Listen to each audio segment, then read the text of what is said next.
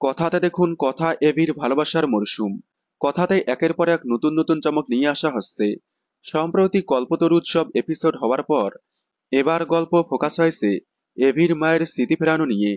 সবাই শত চেষ্টা করেও কোনোভাবেই পুরনো স্মৃতি মনে করতে পারছেন না তিনি। এবার স্মৃতি ফেরানোর জন্যই এভির মাকে নিয়ে যাওয়া হবে গ্রামে, যেখানে যেতে তিনি খুবই পছন্দ করতেন। খুব শীঘ্রই স্মৃতি ফিরে আসবে তার। তারপরেই সব পর্দা ফাঁস হবে চিত্রার। চিত্রার পর্দা ফাঁস হয়েই গল্প ফোকাস হবে কথা এভির ভালোবাসার দিকে।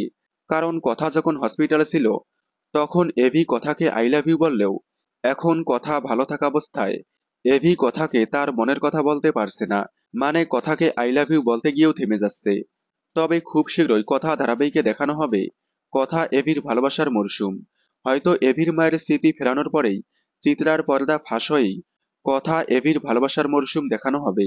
তবে নেক্সট প্রোমো আসতে পারে চিত্রার পর্দাফাঁস নিয়ে। কথা এভির ভালোবাসার মরশুম দেখার জন্য আপনারা কতটা এক্সাইটেড কমেন্টে জানাবেন।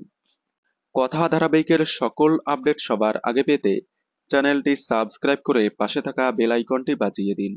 ধন্যবাদ।